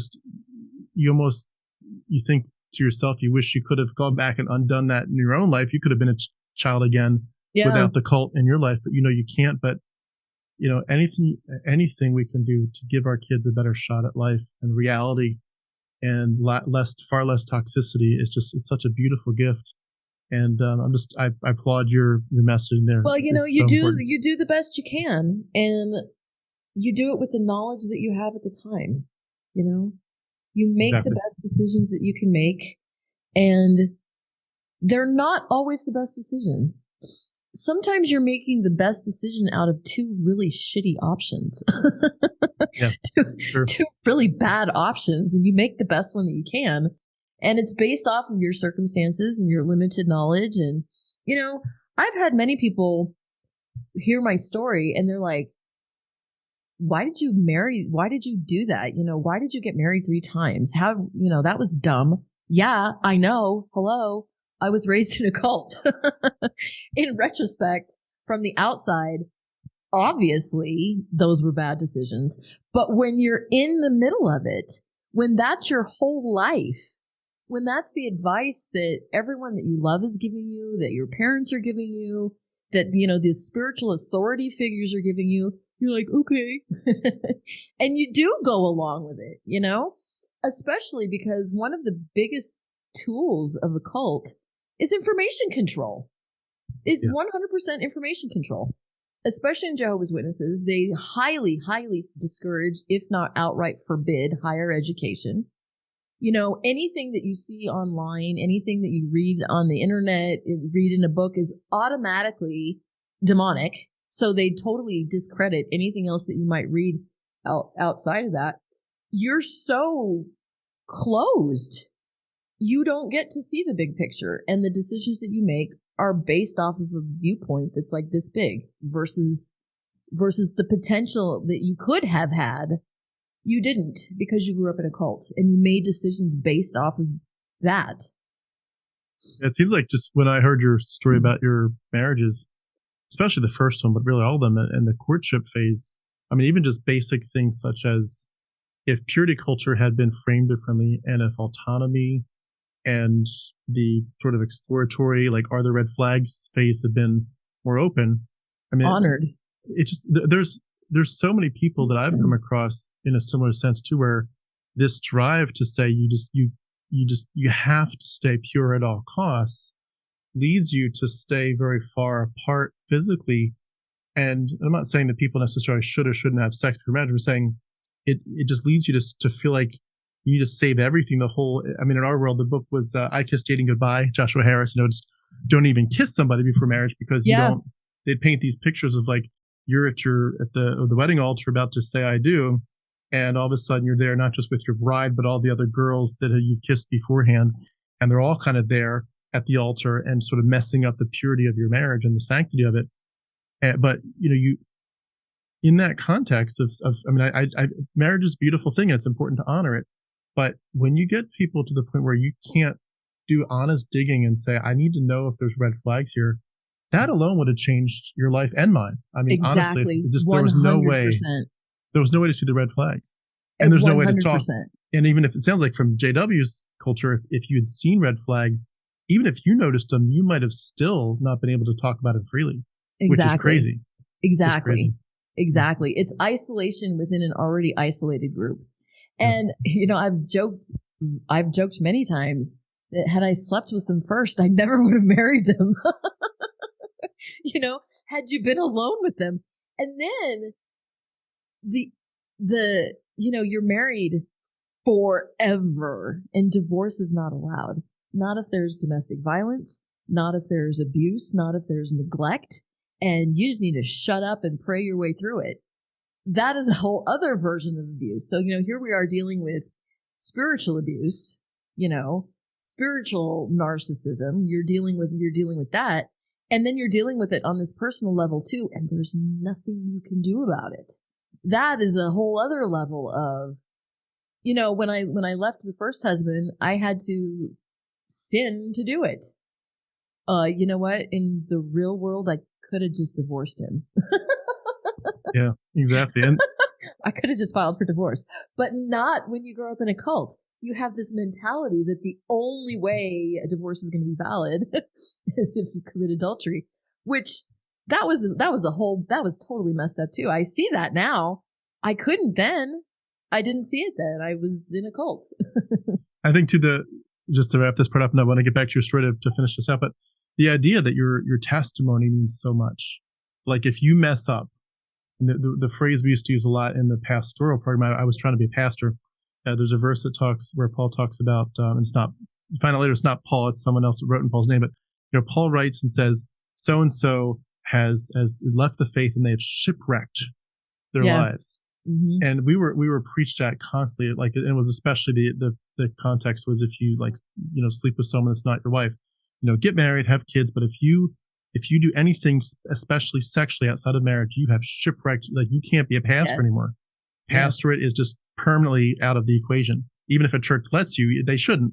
You shouldn't be a pastor anymore. You've slipped up sexually. And but the idea that like if you have this public testimony that means so much that again, you mentioned the scarlet letter concept, you weave all that in with all the other stuff that we talked about. It's just like you are in such a prison between what your beliefs, your purity, your testimony publicly, and this sense of like, I have to do everything just right or I'm going to lose everything. And especially in your context, you aren't just looking at your church writing you off at a minute's notice. You're looking at God writing you off at a moment's notice. Yeah. That pressure is just insane. It's just insane. You can't live up to it. The suicide rates of people that are in cults or that leave cults are 10 times higher than normal. Yeah, it's just a pressure cooker. Religion is supposed to elevate you, make you feel closer to God. It's supposed to improve, enhance your life. But the reality is that for millions of people, it does the exact opposite. It crushes their soul instead of freeing their soul, It destroys their sense of self. It destroys their goals and their dreams. It doesn't empower anything. And those were things that really started helping me when I was deconstructing the religious part of it. When I started realizing how damaging organized religion is, that's got to be something wrong because, if there is a God, if this is the way, he needs a therapist. There's something wrong with him. He needs a therapist. Very well said. Very said. I know we've chatted for a while. I do want to sort of carve out space for two final questions, two sort of topics here. The first one is sort of what I would consider the high point of this, which is what was it like the day that you could articulate clearly, like, I've done enough digging, I've done enough research, I know this stuff is whatever, not real, it's mythology, it's only a man-made construct. What was it like that day, and was that a relief? Was it terrifying? Like what did that journey look like? And how did you get through the first few weeks of that? That is actually a whole other episode right there. Well, then we're going to have to do a follow-up. There's a lot to that because my post JW journey is part 2. I mean, there's a lot to say about that. Well, let's definitely do it with part 2, but do a cliff notes of just like, what was it like emotionally, just like psychologically? Like, did it feel like you, like I mentioned before, I won the lottery. I escaped a prison. I call it Bible prison. I escaped Bible prison. Hooray. Yes, I wanted it. I wanted heaven. I wanted God. I wanted eternity. But I'd rather have the truth and live in an examined life than have a falsehood and a fake life. What was it like for you just that one particular day when you first had the words that you could articulate? It's been a journey. So I will sum that up into how I feel right now. I feel like purpose. I feel like everything makes sense finally. I feel like all of the insanity, all those puzzle pieces led up to exactly where I am right now, which is exactly where I am meant to be. I feel like finally I am out of the box and I am soaring like an eagle and I am 100% where I'm supposed to be, doing what I'm supposed to do, unlocking my gifts. This is life. This is what life is meant to be. That was beautiful. Back in the day, I would have said, praise the Lord. That's crazy. What a difference. Well, since we'll do a follow-up for sure on more of the details there, but could you maybe wrap us up with a word about what you do now? I know there's a lot there too. We probably should carve out some big time for that in the second interview.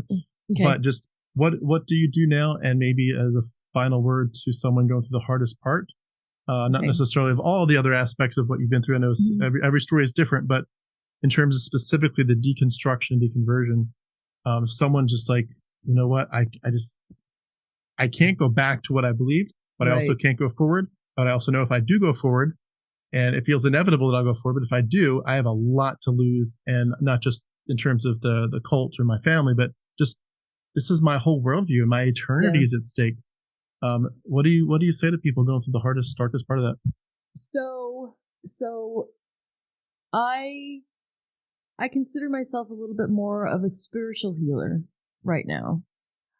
I help people find their souls and heal their soul because religion kind of chewed them up and spit them out. And a lot of what I do in this deconstruction process, it's not just the religious deconstruction. It's rebuilding your life. It is understanding quantum physics. It's a mesh between spirituality and science. It's this mesh between helping people understand that the reason we were probably in the religion in the first place is because we wanted bigger and better things. We wanted that. And I think that's kind of innately inborn in humans, this knowing that we have so much potential. And what I do is focused on unlocking that potential. So the funny thing about the religious trauma, I did it in the early 2000s with the Mormons. And then I did it with myself when I got out about 11 years ago. But most of my coaching has actually been manifesting law of attraction, creating your own great life that really didn't have a whole lot to do with religion. And I've coached entrepreneurs, I've coached real estate sales, I've focused a lot on the business aspect of getting your business life together, getting your financial life together. The funny thing is, I'm like minding my own business, doing my own thing out here in the world. And I did not look up ex-Jehovah's Witnesses when I got out 11 years ago. Maybe they didn't exist. Maybe there weren't YouTube channels. Maybe there weren't Facebook groups. Maybe there wasn't any of that. I don't know. But I accidentally stumbled on an ex-Jehovah's Witness Facebook group about 2 years ago. And I started reading all of the comments. I started reading all of the struggles. And my head just kind of went, oh my goodness, how do they find somebody that understands? And immediately I started thinking about the impact of cult trauma because, I went on my own healing journey. I got my act together. I was retired in 6 years and now I live in Ecuador and my life's like, fa la la la. I hadn't really thought about how much trauma those ex-Jehovah's Witnesses were going through until I came across that group. And that was what prompted me to do my own life story, my first life story. So when you talk about, what was it like when I first expressed that? I would actually say I first expressed that probably 2 years ago when I said, my name is Deanna Moore and I used to be a Jehovah's Witness. And helping these people recover from that trauma is probably one of the most fulfilling things I could ever possibly do. And it's probably the long version to the question, but that's awesome. I mean, I love the fact too that you were so sensitive to the fact that people are hurting, and I think that was one of the big drivers for me with this. Is when I first escaped, the colleagues, so to speak, the YouTube colleagues that were around me that I was most admiring were the people that were exposing the specific mythologies. Like, let's look at this particular text and show you whatever the anti-text it comes from in, some other book and some other story, the Greco-Roman mystery cults or whatever. And that was like my bread and butter. And I was like, I really thought I want to start a YouTube channel like that and just expose the mythology behind the Bible. Uh-huh. And number one, I thought, those other people that I'm thinking of, they're doing a great job. Actually, I don't know if I want to compete with them. They're doing a marvelous job. Mm-hmm. They're stunning in what they do. But the piece that I didn't feel like I was seeing that much was people talking about their religious trauma and sort of almost the poetry of this. And I love the fact that you use the word soul, because I mean, I'm a nihilist. I'm a materialist. I don't think we actually have a real soul. Mm-hmm. But like sometimes we get too picky about the words we use, and it's like, you feel like whether you have a soul or not, and I don't think I do, but you feel like you have a soul. You certainly feel like you have a spirit, and spirituality is not the enemy. Just, the fact that you feel something esoteric and something transcendent, even if it's not really there, you feel it. You feel the vibes. And we know that there are mysteries in this universe that are pretty crazy. Quantum entanglement. I've been reading about that a lot in the last few months. Uh-huh. There's some weird ass stuff out there. Yes. And just because we're trying to escape Christianity, and we have escaped it, doesn't mean that there's not part of us that really needs to feel like we're connected to this universe. Exactly. And I love the fact that for me, one of the biggest things when I first deconverted was the sky. Like, I literally felt like I wanted to look up at the night sky, the stars, more than ever before. Mm-hmm. And it was like, I'm finally looking up at them and not seeing Yahweh there or Jesus there. Right. But it's like you're connected in some ways. And man, oh man, I feel like, and also the poetic side that this brings out in you, the fact that you're now like an old soul. We used to use the word born again as a Christian, but you're now born again, and maybe you've shifted a few times since you're born again. It's like you've lived a couple lives in one lifetime, and that's freaking weird. Yeah. And your body and your mind needs some way to process what you've been through. It's not as easy as just saying I've escaped it. It's like you have to get poetic. Exactly. You have to get out there and dig and it's not like you want to rehash the past, but it's like, unless you really like spend time in it and really think what was done to me and what did I do that I'm culpable for, what was done to me and what's happened here, that trauma is just going to sit there. And I love the fact that you're saying when you see people in that quandary that it's like your spidey senses go up and like you have the ability now to turn from being the person that's just cringing in pain to saying I can actually be, I'm solid now. I can help the person that's weaker than me. Exactly. And something else that I'd like to mention too. So yes, I do use the word soul, and I can use the word God. And when you come from Christianity, when you come from an abusive religion, a lot of times we'll go through this phase where it's like cringe, I can't use those words. I can't use those words. Those are actually our triggers. That's actually part of healing the trauma, is being able to use an English word in the English vocabulary without having an emotional ick response to it, I remember reading some people are like, when you say bless you, which is short for God bless you, like stop saying bless you, just say gesundheit or something. Like, I can say bless you if I want to. It's not a big deal. It is crazy, but yeah, you're right. We get over triggered by stuff. Yeah, we can be super sensitive about that. And one of the most wonderful things I think of being free of religion is this ability to explore quantum entanglement, quantum physics. I mean, a lot of my coaching is around those topics. The neuro-linguistic programming is a science. It is a brain science. It is a way of rewiring the brain. And there are things that seemed super woo-woo, foo-foo, hocus pocus 25 years ago. Quantum physics can explain it now. Science has come a long way with being able to explain the inexplicable. And maybe we should have a whole, that's episode 3. Religion meets science. Episode 3. Right. Well, that's true. And I think too, there's just a beauty, whether you take people take their searches and their curiosities and interests that direction or not. There is something really beautiful about saying, just because you intellectually think we don't go somewhere when we die, and I don't know if that's true or not, but just for a lot of us, that is a truism. We probably don't go anywhere when we die. We're probably just physical. We're basically evolved animals, and just like I don't think turtles go to turtle heaven, I don't think I go to human heaven. But just because that's the case doesn't mean we can't make this life more beautiful. And it's almost like I love the fact that so many of the texts, even early Christian texts, but certainly some of the things that people go through when they're in their spiritual journey, they kind of are basically saying, I want to make myself like a god.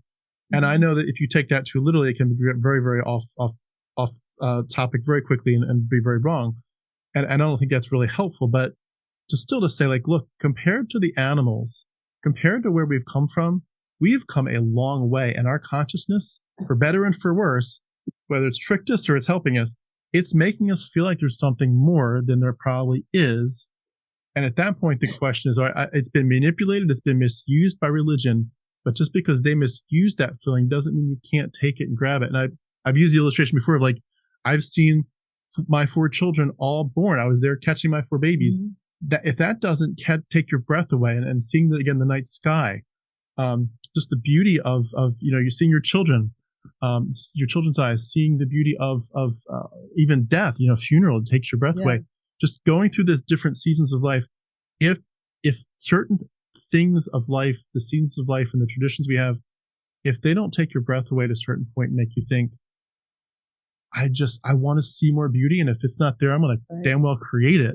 Right. You're at something. It's like, I just want to say, you're doing it wrong. Like, deconversion should not make your life feel uglier. It should make you feel more like should free you. Yeah. Seize the day, embrace it. It's like, I don't know. I feel bad for the people that feel like nihilism leads them to feel like life is empty.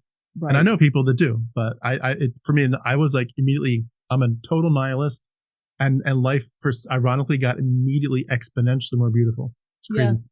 Yeah. I agree with that 100%. Religion tells you that there are black and white answers.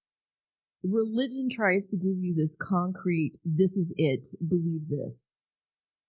For me personally, one of the most wonderful things of being free of religion is I get to pick what I want to believe. I get to choose, and then understanding too that everything's not black and white. Maybe we don't have answers for everything. Maybe there are things out there that are just not explicable, and maybe that's okay. That can be scary for some people.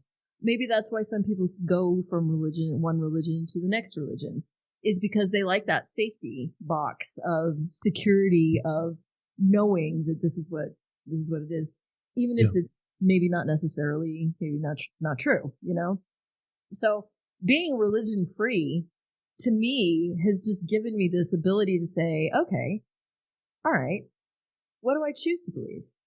Okay, maybe I'll choose to believe in reincarnation. Okay, maybe I'll choose to believe in the simulation theory. I don't know, but we have choice. We have choice. It hasn't been given to us. This is what you believe. Here it is. It's genetic. This is your heritage. Believe this.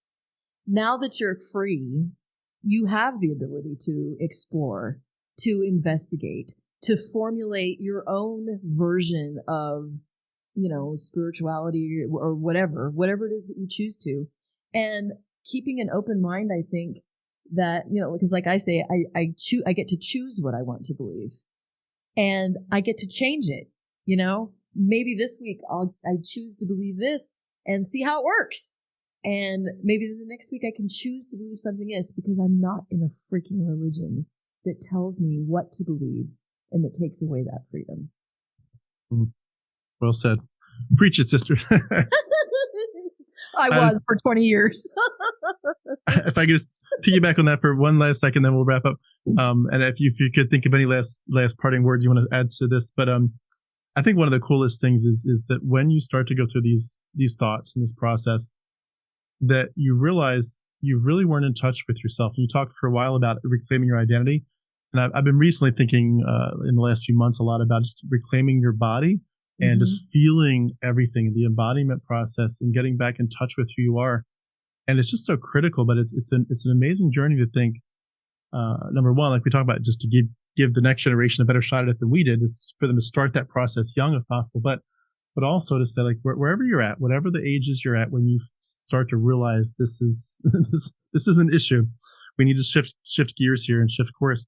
That at that point you really are inviting yourself to know yourself. And you mentioned self-love. I think you're inviting yourself to love yourself, to know yourself, and to get to know yourself. And a lot of us, honestly, because of verses like the heart is deceitful above all things and desperately wicked, and don't lean on your own understanding, all that stuff, your ability to trust yourself and even to just frankly like yourself has been decimated. Yes. And it's like you must have to, like, I like to, I don't have voices in my head like someone with a mental health issue, but like you almost like you have to say, you need to kind of step out and talk to yourself a little bit here and say, hey Tim, hey Deanna, do you really like yourself? And I remember I've used this illustration many times on the channel, but I'll keep this short. I had a music teacher, a piano teacher in Bible college, real wonderful man. And it was just me and him in the class. No one else signed up for that particular time slot. So he and I would do these piano lessons. And one day this was when I was just absolutely, stuck in Christianity. I was a pastoral student. He said, "Shut your piano off. Let's talk." And we chatted for a while. And he wasn't a psychiatrist or a counselor, but boy, he could have been. And he looked right at me and he's like, "Tim, I want to ask you a real honest question. You feel completely worthless, don't you?" And I remember just the tears, I was bawling. Very safe place to be. And it all came out. And it was like, it was situations like that, conversations like that, and others that followed, where I realized, like, when you finally escape it, like, you have to tell yourself you're a pretty cool person. Like you're like, and that sounds silly and syrupy and whatever. It sounds almost like woo woo, but it's like, you have to convince yourself you have not been kind to yourself for a very long time.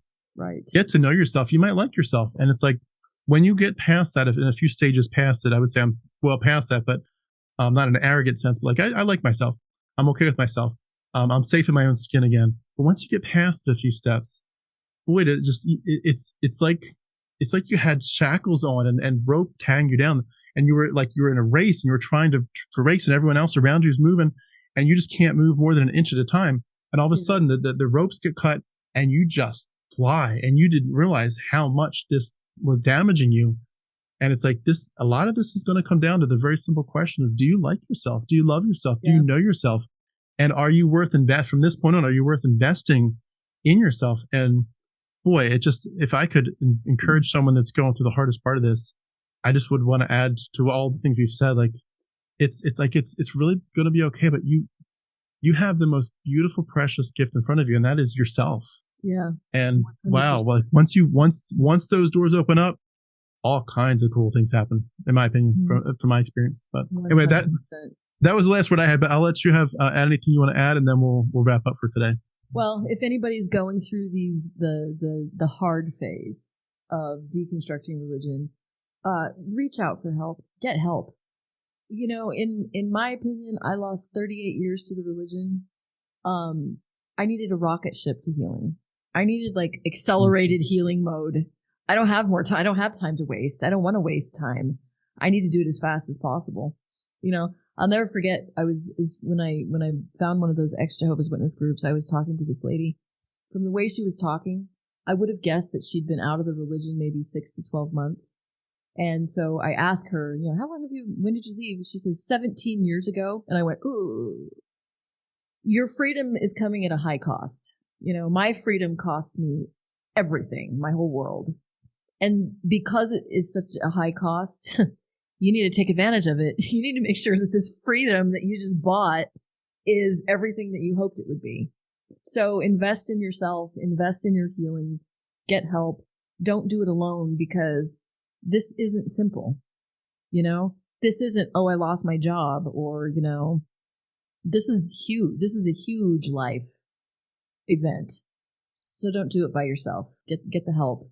Get a support system and accelerate your process so that you're not in that stuck zone. That's my advice. I love it. And I meant to ask too, do you have a website I can add to the bottom of this, the description of the video, where people can go if they want to connect with you? Just my YouTube channel. Okay. Cool. What's the name of the YouTube channel? It's at Manifesting Minds. Okay. Perfect. Well, I'll have that link beneath this video. Everyone, please go like and subscribe and connect with Deanna there. But that's great stuff. Well, I definitely want to do a follow-up. It sounds like we have at least one, if not two more videos coming down the line. Okay, cool. That would be awesome. Absolutely. But we've definitely added, I think, gone through a lot of good stuff today. So thank you so much. I really appreciate it. Thank you for having me. I look forward to part 2. Absolutely. Well, I'll just wrap up by saying we've been with Deanna Moore. Deanna, thank you again. It's great to hear your story. Great to get to know you. And thank you again for your time. Mwah. Thank you.